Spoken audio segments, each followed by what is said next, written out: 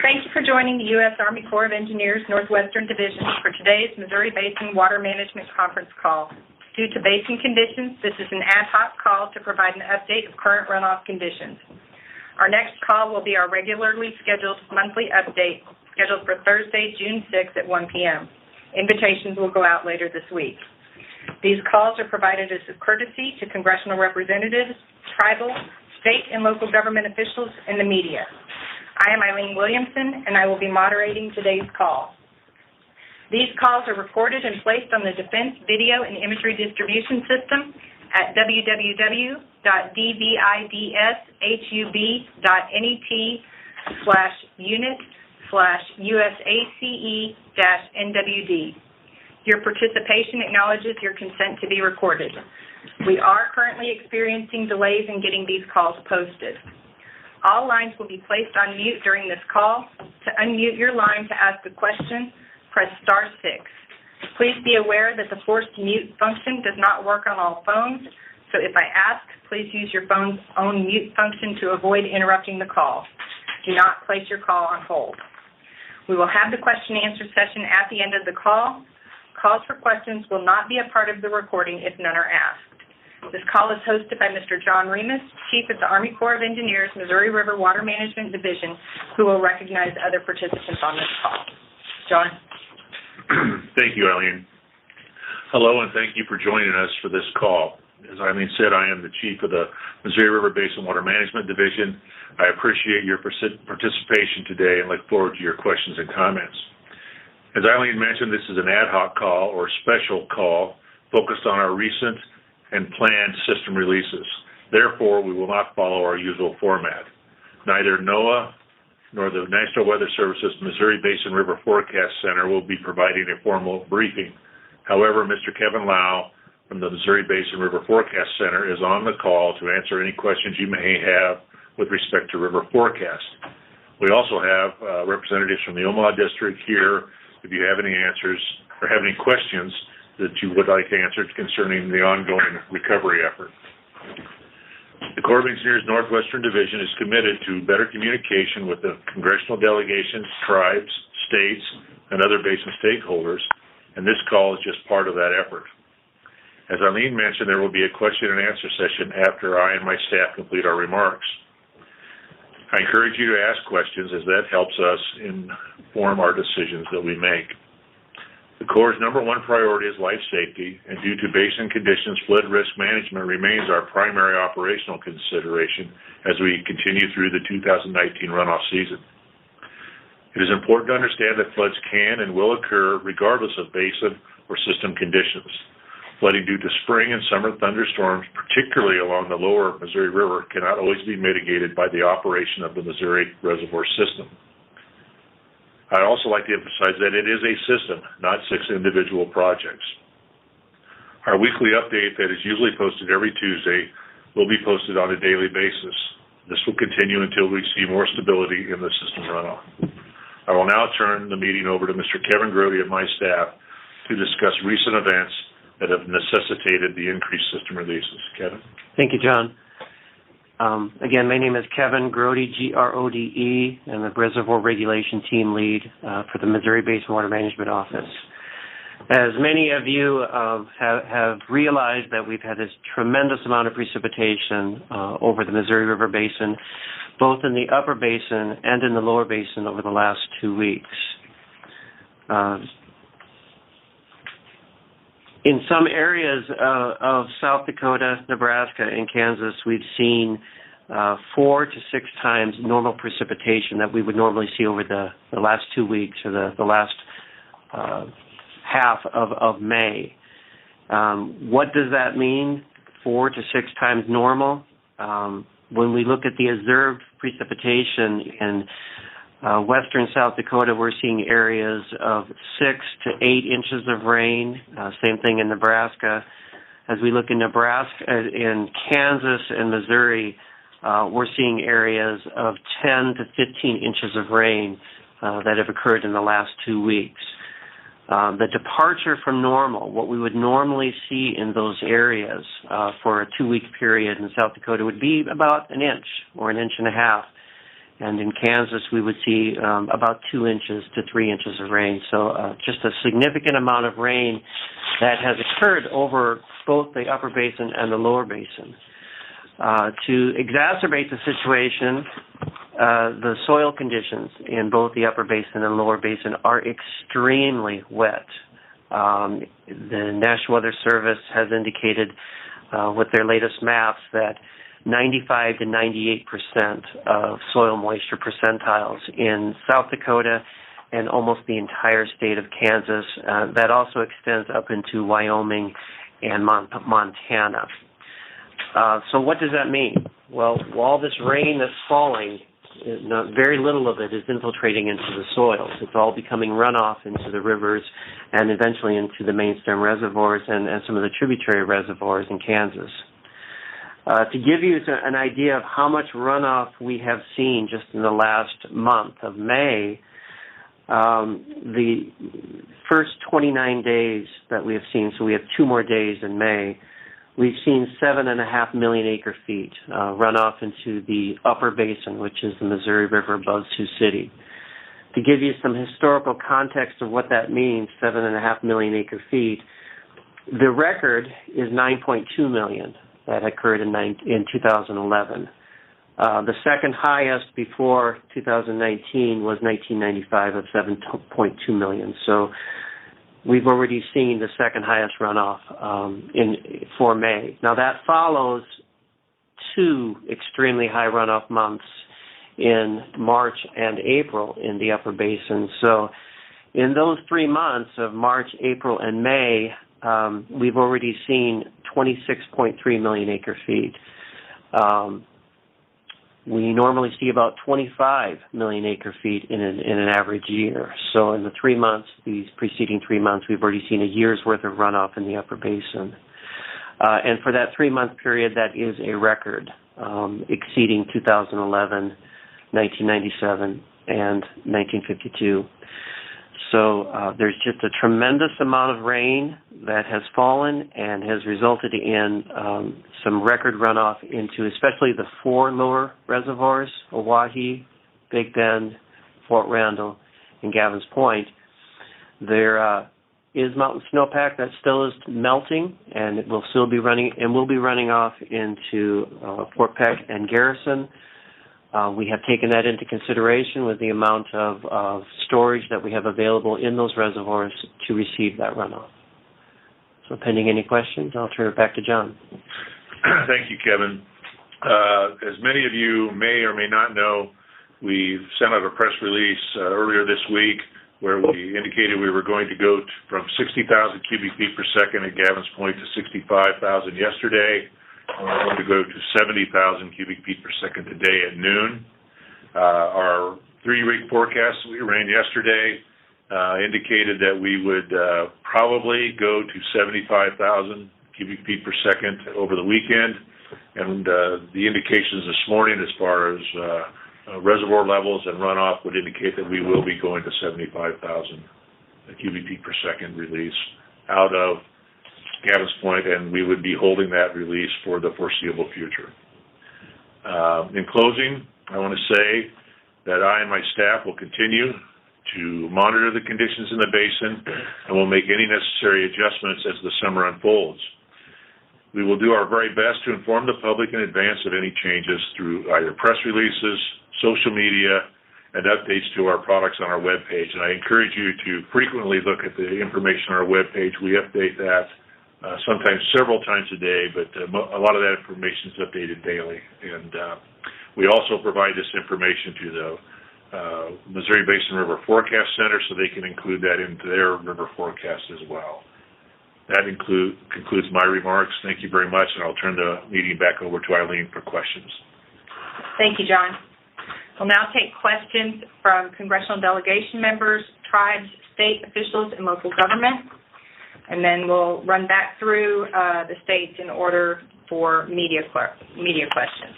Be sure to state your name and the organization you represent before asking your question. Remember to press *6 to unmute your phone. We'll start with the state of Iowa. Again, Congressional, tribal, state, local government officials. State of Iowa. This is Tim Hall with the Iowa DNR. Go ahead. Quick question. What would you expect the normal discharges for this time of the year to be out of Gavin's Point? Around 30,000 cubic feet per second is what we would, on a normal year, be releasing at this time. Okay, thanks. Any other questions for the State of Iowa? Again, star 6. This is Sherry Kuntz with Senator Grassi's office. Could we get a quick update from Omaha District on the reflooding that's occurring in southwest Iowa, please? Okay, we are the heightened. This is Colonel John Hudson, Omaha District Commander. So, as the Missouri River is at Nebraska City gauge, it's up several feet from where it had been holding most of the last 2 months. That is causing re-inundation behind most of the levee systems south of the confluence of the Platte and Missouri River, down into the northern portions, western corner of Missouri within the Omaha District, by about, I think we're up about 2 feet right now. It's currently forecasted to go up from that 19 to 20 foot range where it had been to 24 feet, although given the lighter rain than expected last night, it might not quite hit 24 feet at Nebraska City. And then Hamburg, we have a temporary levee that's put in place, and that was substantially completed last night to protect the downtown. But they're likely, if the 24 feet or near 24 feet is realized on the Nebraska City gauge, that will likely mean that the lower end of Hamburg could be re-inundated, as that water could overtop the Ditch 6 levee. Does that sufficiently answer the question?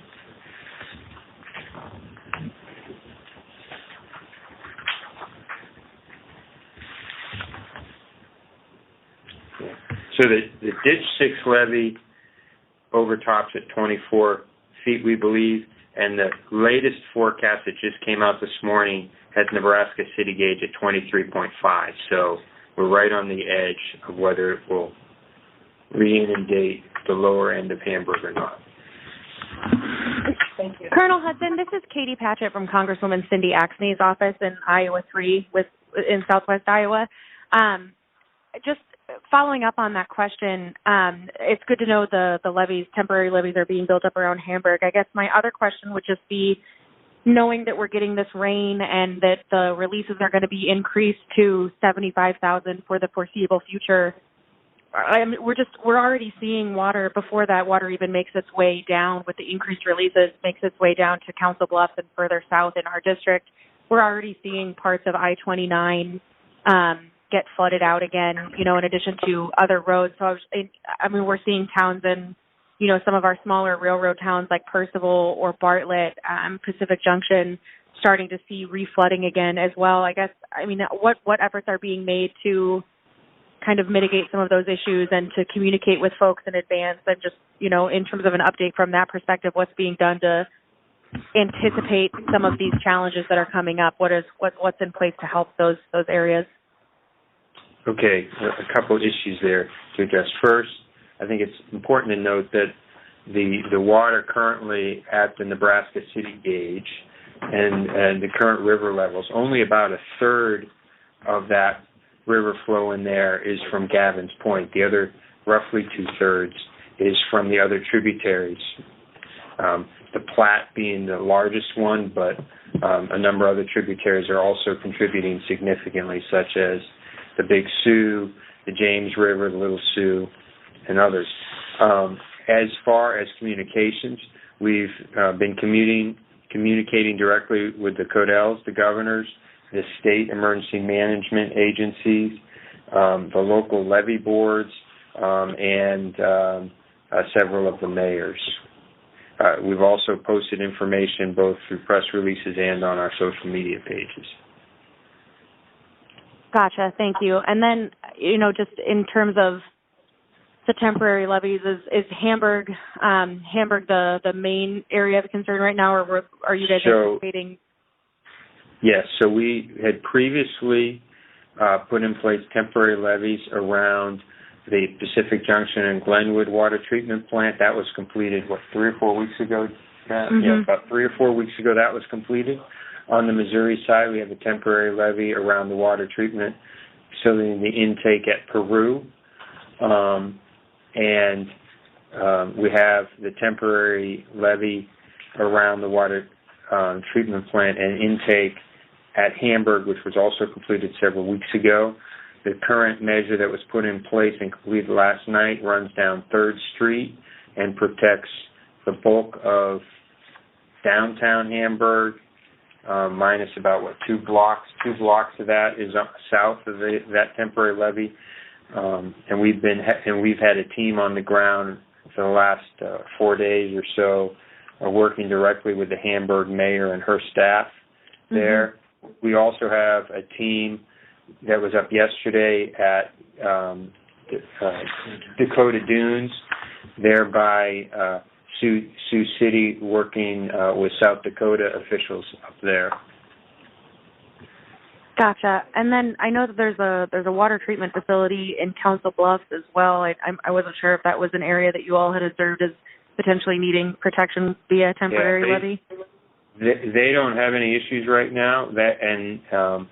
I believe that levee wasn't overtopped or breached in the March event, so it's still in good condition.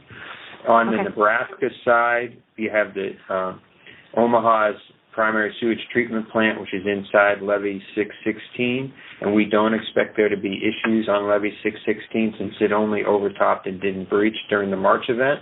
But we've been in close communications with the Papio NRD, John Winkler, and his team to ensure that, if necessary, any closure structures on 616 are in place in time, and so we're in close coordination with them. So that means Offutt Air Force Base, we don't think at this time is under a threat of re-inundation. Understood. Thank you, sir. I appreciate you filling me in on all that. Thank you. Any other questions for the state of Iowa? Again, *6 to unmute your phone. Okay, we'll move to the state of Kansas. Again, elected officials, tribal, state, local government officials. None heard. Moving to Missouri.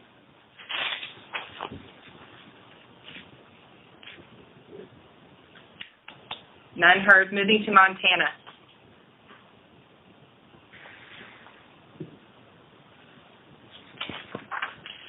None heard. State of Nebraska. Again, *6 to unmute your phone.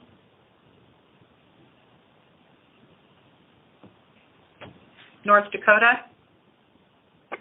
This is Laura Ackerman with the State Water Commission. Laura. Hi. Does the Corps have a feel for how high releases out of Garrison Dam will get this summer? Mike Swenson. Yeah, this is Mike Swenson with the Water Management Office. We're still running some preliminary, sort of more long-term analysis, but right now we don't see any large releases out of Garrison. We are expecting that we'll have to store some water in Garrison's exclusive flood control zone, but with that we're only showing releases from Garrison up at about mid 40,000, somewhere in there for a good chunk of the summer, and then even into the fall they'll be higher than average, but not really high releases. Okay, thank you. Thanks, Laura. Any other questions, state of North Dakota? All right, moving to South Dakota. Again, *6 to unmute your phone. Hi, good morning. It's Aaron Scheibe from Governor Noem's office. Maybe if you could, either Colonel Hudson or one of your team, help us maybe understand a little bit the logic and how you're approaching this in terms of not increasing the discharges from Oahe quite as rapidly.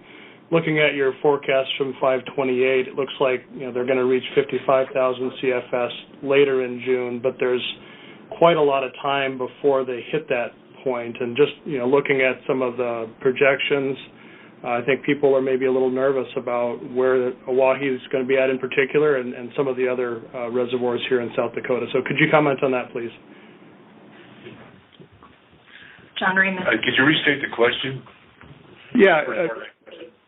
Help us understand the approach in terms of not increasing discharges from Oahe and some of the other reservoirs here in South Dakota until closer to the end of the month, ramping up slowly versus trying to get stuff cleared out so we're not within 6 or 8 inches of the spillway gates.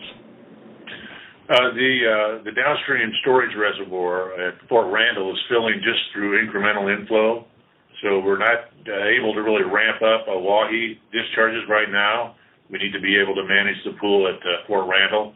There's also quite a bit of incremental flow coming into Gavin's Point right now, primarily from the Niobrara River Basin, which is preventing us from really getting the flows out of Fort Randall that we would like. So that's why we're not ramping the flows up immediately out of Oahe. I appreciate one follow-up, if I could. Could you comment on what your confidence level is on your inflow data and projections? I'm confident that it will be at least what we have there.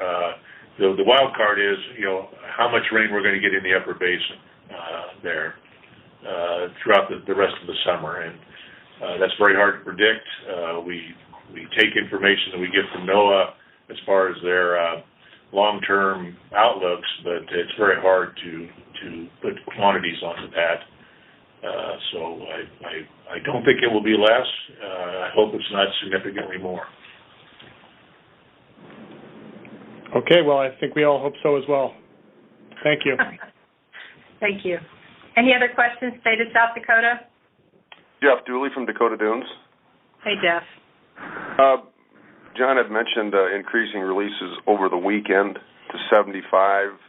Would that be Saturday or Sunday, or what's the thoughts on that? It would be Saturday. Saturday, thanks. Any more, South Dakota? Jeff Van Meter, Regional Supervisor for Game Fish and Parks. 2 questions. Do you have any idea what percentage of the snow melt has come into the system by now? And secondly, where are you projecting the reservoir level on Francis Case to go to, given the rain we're experiencing even today? Okay. Kevin Groh, you'll have that answer to that. All right, so as the update that we put every day out there in the lower right quadrant indicates that right now the snowpack is 117% in total above Fort Peck, and then it's 151%. But those are the May 29th averages. That snow, it takes a while for it to make its way from the actual mountains to the reservoirs. So we have yet to see a lot of the tributaries into those reservoirs see the impact of the melting snow. We're just seeing that right now. So we'll see that inflow in June hit Fort Peck and Garrison from the bulk of that snow melt. I think your question was Lake Francis Case. Is that right, sir? And then Lake Francis Case, the latest forecast we have is, Mike, you want to take that one? Yeah, so the latest forecast shows the reservoir peaking just under 1371. As far as the rain that's been sort of happening overnight into this morning, I don't know that we have a good handle on that or have that really factored in here. But we'll be definitely updating our regulation forecast sometime this week again. Thank you. Okay. Any more states of South Dakota? All right. Moving to the state of Wyoming. Again, star 6. Okay. So we'll move to the members of the media. Again, star 6 to unmute your phone. State of Iowa.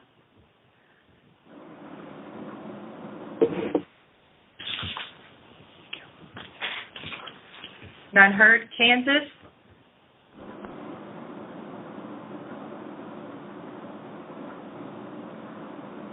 State of Missouri. Montana? Hello? Go ahead. Yeah, this is Dennis Sharkey with the Mound City News in Mound City, Missouri. I have a couple questions. Kevin talked earlier about soil saturations, and our soil is extremely saturated down here. I was wondering how that can affect the actual levees themselves. Could that cause problems with the levees too? Have Matt Kratzke answer that. Yeah, good afternoon. My name's Matt Kraske. I'm the Readiness Branch Chief for the Omaha District. So as the water stays up on the levees and saturates the foundations, it can cause issues with the foundations of the levees. We haven't noticed any of those yet, but it's not out of the realm of possibility. Okay. And then somebody was just talking about snowpack here a little while ago. So did I hear right that the snowpacks are above average this year? Because I thought earlier in the spring they were right around average. Was there? Yeah, so let me clarify that. This is Kevin Brody. So the mountain snowpack peaked in both reaches on April 17th and April 18th, which is about their normal peak, and they peaked around average.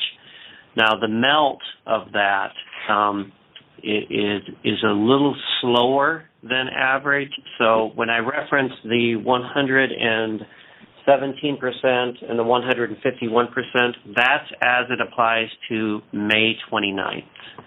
But both of those reaches have peaked around average in mid-June. What's causing that to melt slower? Well, they were, until a week or so ago, they were actually melting a little bit faster than average. But then we had some precipitation over these last couple of weeks, and while there was rainfall in the plains area of the basin, up in the mountains, that precipitation came as snow. So it simply just added to the snowpack that was already melting out. Okay. And one last question. This is John Remus. To follow up on that, we still have considerable storage space, flood control storage space in both Fort Peck and Garrison, and we don't see any problems capturing and managing the mountain snow melt or mountain snowpack as it melts here coming forward. Go ahead, sir. Okay. And how much are the situation or the conditions downstream in Missouri and Kansas affecting how much outflows are coming from Gavin's Point? Would you guys actually be releasing more if we weren't having issues, or how much influence is going into that? Right now, our discharges are driven primarily by the runoff upstream of the dam. It's we have two of our two lowest storage reservoirs, Milwaukee and Fort Randall, which are the pools are very high and projected to go much higher, actually. So we are managing our pools in those lower reservoirs right now with our releases. Okay. All right, thanks. Thank you. Any other media? State of Missouri? Can't be managing those reservoirs. Okay, we'll move to state of Montana. Someone's phone needs to be muted. Okay, media, state of Nebraska, *6 to unmute your phone.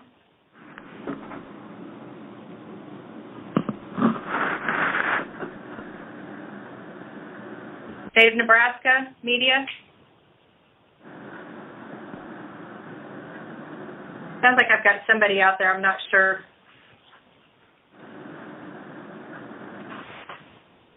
Okay, state of North Dakota, media, *6 to unmute your phone.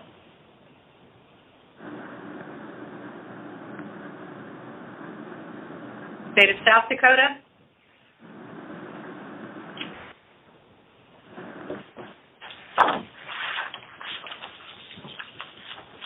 State of Wyoming.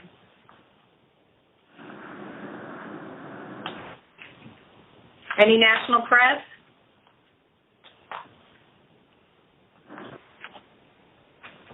Last call, *6 to unmute your phone. Final questions before we adjourn. I have one alibi question, if I could. Yes, who's this, please? This is Dean with Congressman Bacon's office. My apologies, I joined the conference late, so I did not hear if someone could just reiterate what the releases are going to be from Gavin's Point. I missed that. Yes, this is John Remus, Chief of the Water Management Division. We are going to go to 70,000 cubic feet per second today. In fact, we did that about a minute ago. And then we are, in all likelihood, going to go to 75,000 on Saturday morning. We will reassess that later today and tomorrow to make sure that is absolutely necessary, but all indications are that we will go there. Thank you, sir. Sorry for my late attendance. No problem. No worries. Okay. All right. Any final questions? All right, I'm going to turn it back to John Remus one more time before we adjourn. Yes, again, I'd like to thank everyone for participating today. As Eileen mentioned, we will have another call next Thursday afternoon at 1 o'clock. It'll be at our regular time, but we may change the format a little bit to include a more regional focus with both water management as well as all of our other activities that are going on in the basin. But that will be part of the information that Eileen sends out with the media notice. So again, thank everybody for participating today, and if you ever have any questions about anything, you can contact us at a number of different venues, but the best place to get information for water management, I think, is on our webpage. So, thank you. Thank you, everyone.